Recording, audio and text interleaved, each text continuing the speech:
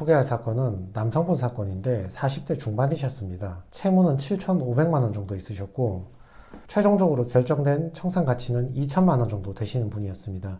전세 끼고 영끌한 빌라가 하나 있으셨거든요. 그리고 월급은 300만 원 정도 받으셨고 배우자분은 사별하셨고 성인이 된 자녀가 한 명 있었습니다. 개인회생을 왜 신청하였는가? 이분이 작성하신 진술서인데 배우자가 우울증으로 극단적인 선택을 하셔가지고 정신적으로 공황장애도 생기고 너무 힘들어졌다.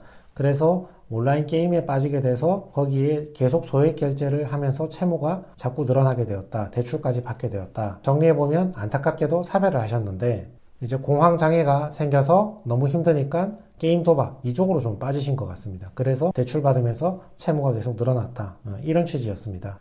도박이나 온라인 게임이나 이런 걸로 탕진을 했을 때, 토토 같은 거 했을 때 개인회생이 가능할까? 우리 법원이 만들어둔 규정을 보시면 채무자 회생법에 의하면 파산 절차에서는 과다한 낭비나 도박 같은 경우는 면책 불허가 사유에 해당한다 이렇게 규정이 되어 있거든요. 그런데 개인회생 절차에서는 저 규정이 없습니다. 다시 말해서 도박이든 탕진이든 개인회생은 신청할 자격이 있습니다. 다만 법원에서는 엄격한 심사를 하겠죠. 필수적인 생활비나 가족들의 병원비나 이런 것 때문에 빚진 사람하고 그냥 무책임하게 도박이나 탕진이나 이런 걸로 다 날리고 채무 탕감해달라는 사람하고 심사 기준이 같을 수가 없겠죠. 탕진의 경우에는 더욱더 엄격한 심사를 하게 되고 최근 채무가 많다거나 변제율이 낮은 경우에는 기각을 할 수도 있다. 이렇게 기준을 만들어 두었습니다. 자, 이걸 정리해보면 사치나 탕진 경우에 파산은 면책 불허가 사유로 규정이 되어 있지만 개인회생은 그런 규정이 없기 때문에 원칙적으로 신청이 가능합니다. 예외적으로 대부분 최근 채무인데 변제율마저 낮다면 그때는 기각을 할 수도 있다.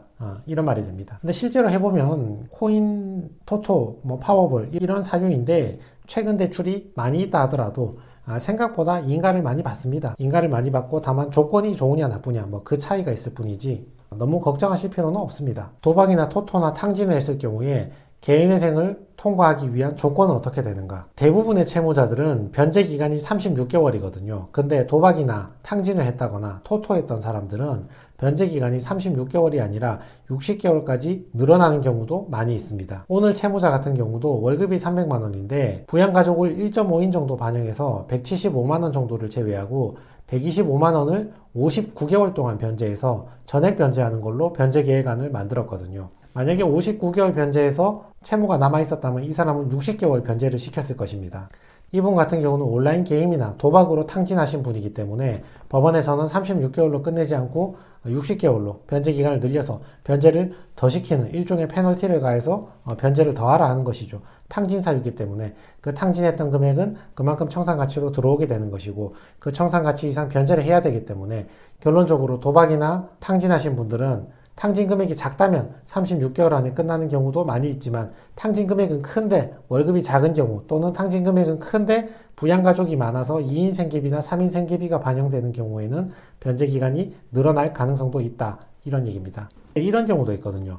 내가 도박으로 탕진한 금액은 1억이야. 근데 내 월급이 200만 원 밖에 안 돼. 그래서 60개월을 변제해도 내가 탕진한 금액을 100% 변제를 할 수가 없어.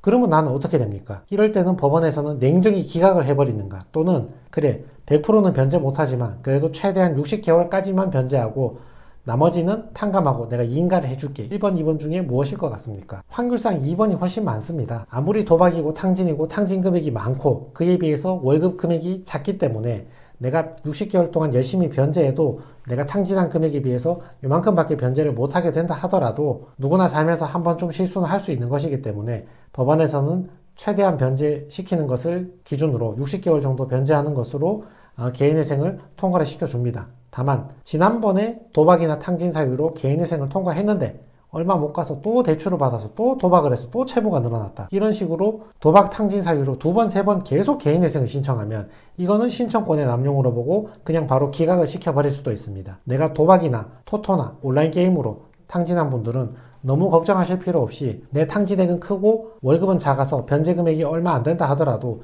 내가 할 수 있는 최대한만 변제를 해주면 통과는 할 수 있다. 단 지금 통과하는 것보다 더 중요한 것은 내가 개인회생을 개시나 인가를 받으면 벌써 대부업체에서 소액대출은 해주겠다고 연락이 오거든요. 그 대출을 받아서 내가 또 도박을 해버리면 그때는 개인회생이 정말 힘들어질 수 있기 때문에 다시 도박을 하지 않는 게 가장 중요하다. 다시 온라인 게임으로 탕진하지 않는 것이 가장 중요하다. 요걸 기억하시는 게 중요합니다. 온라인 게임이나 도박 같은 것으로 탕진하셔서 내가 개인회생이 될 수 있을까? 특히 월급까지 작으신 분들, 그런 분들 같은 경우는 어떤 식으로든 통과는 될 가능성이 높기 때문에 너무 염려하실 필요는 없다. 다만 2번, 3번 반복되면 그때는 개인회생이 안 될 가능성도 높아지기 때문에 시수는 한 번만 하시고 다시 하지 않는 게 중요하다. 이 정도로 기억해 주시면 될 것 같습니다. 네, 이상입니다.